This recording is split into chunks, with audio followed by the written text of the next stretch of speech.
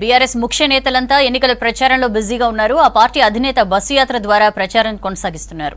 మాజీ మంత్రులు కేటీఆర్, హరీష్ రావు ఎంపీ అభ్యర్థులకు మద్దతుగా ప్రచారంలో పాల్గొంటున్నారు. రోడ్ షోలు, సభలు, సమావేశాలు ఏర్పాటు చేసి ప్రజల్ని ప్రసన్నం చేసుకునే పనిలో పడ్డారు. బీఆర్ఎస్ మళ్లీ అధికారంలోకి రాబోతోందన్నారు మాజీ సీఎం కేసీఆర్. ప్రజలెవరూ అధైర్యపడొద్దన్నారు. బీఆర్ఎస్ పాలనే బాగుందని ప్రజలు భావిస్తున్నారని చెప్పారు. తెలంగాణలో స్వర్ణయుగం తీసుకువచ్చామని, కాంగ్రెస్ నేతలకు పాలన చాతకావటం లేదని విమర్శించారు. నిజామాబాద్లో భారీ రోడ్ షో తర్వాత ప్రసంగించారు. నరేంద్ర మోడీ ప్రధానమంత్రి అయ్యే ముందు, ప్రధానమంత్రి అయిన తర్వాత ఒక 150 నినాదాలు చెప్పినాడు.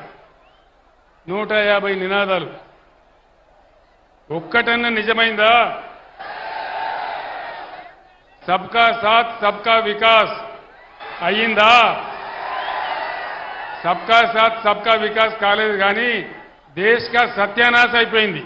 నమ్మి ఓట్లేస్తే కాంగ్రెస్ హామీలన్నీ ఉత్తవేనన్నారు మాజీ మంత్రి హరీష్ రావు. గజ్వేల్లో ఎన్నికల ప్రచారం నిర్వహించిన హరీష్, కాంగ్రెస్ ప్రభుత్వం ఏ హామీని అమలు చేస్తుందని ప్రశ్నించారు. మహిళలకు 2500 రూపాయలు ఏమయ్యాయన్నారు. రాహుల్ గాంధీ పచ్చి అబద్దాలు మాట్లాడుతున్నారని ఫైర్ అయ్యారు. కాంగ్రెస్ అంటేనే అబద్దాలని అన్నారు హరీష్ రావు. రేవంత్ రెడ్డి అంటాడు, నిన్న రాహుల్ గాంధీ వచ్చి అంటాడు 6 కారు అయిపోయినాయట. అయినా మరి ఒక్కసారిగా టీవీలో చూపిస్తే ఏదైందో ఏది కాలేదో మీరే చెప్పాలి. ఏమన్నారు అక్క చెల్లెళ్లకు? కాంగ్రెస్ రాగానే నెలకు 2500 రూపాయలు అక్క చెల్లెళ్ళ బ్యాంకులలో వేస్తామన్నారు. అన్నారా? నిన్న రాహుల్ గాంధీ వచ్చిండు ఢిల్లీకి వెళ్ళి, ఆయన ఎంత అబద్ధం ఆడతారంటే, మా కాంగ్రెస్ వచ్చి 5 నెలలాయే, నెల 2500 వేస్తూనే ఉన్నాము అంటుండు. మరి ఆడేసిండో ఇవాళ కౌంటేసిండో? అబద్ధమాటలన్నా కొంచెం సిగ్గన్న ఉండాలి. అరచేతిలో కాంగ్రెస్ వైకుంఠం చూపిస్తోందన్నారు మాజీ మంత్రి కేటీఆర్. చేవెళ్ల నియోజకవర్గం కొండాపూర్లో కాసాని జ్ఞానేశ్వర్తో కలిసి రోడ్ షో నిర్వహించారు. పిచ్చివాగుడు బాగుతున్న రేవంత్ రెడ్డికి ఓట్లతో నోరు మూయించాలని అన్నారు. 10 ఏళ్లు బీజేపీ ఏం చేసిందన్నారు. ప్రతి ఒక్కరి అకౌంట్లో 15 లక్షలు ఎందుకు పడలేదన్నారు కేటీఆర్. చేతికి బెల్లం పెట్టి నోటికొచ్చిన హామీలిచ్చి అలవిగాని మాటలు చెప్పి అలా అధికారంలోకి వచ్చింది.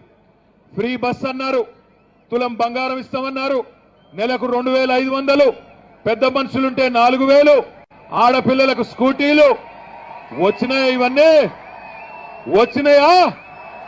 వచ్చినాయా రాలేదా? అస్సలు రాలేదు కదా. కాంగ్రెస్, బీజేపీ మ్యాచ్ ఫిక్సింగ్ చేసుకుంటున్నాయన్నారు మాజీ మంత్రి మల్లారెడ్డి. పరిపాలన చేయడంలో కాంగ్రెస్ ప్రభుత్వం పూర్తిగా విఫలమైందన్నారు.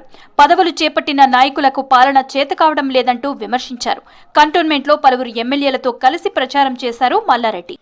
రాగిడి లక్ష్మారెడ్డిని ఎంపీ గెలిపియాలి, గెలుస్తున్నాడు. ఇంతమంది ఎమ్మెల్యేలు ఉన్నాయా? డైరెక్ట్ రమ్మని ఛాలెంజ్ కూడా చేస్తాం. మేము మా ఎంపీ గెలుస్తున్నాడు, మా ఎమ్మెల్యే గెలుస్తున్నాడు. ఓపెన్ ఛాలెంజ్ చేస్తాం ఈ 2 సీట్లను. ఎందుకంటే గ్యారెంటీ ప్రజలు మా దగ్గర, మేము ప్రజలకు సేవ చేస్తాం, అన్ని రకాల సేవ చేస్తాం.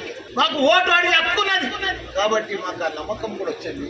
అసలు కాంగ్రెస్ బీజేపీకి మనుషులే లేరు, సభలన్నీ ఫెయిలు, ఎక్కడెక్కడ ఫ్లాప్.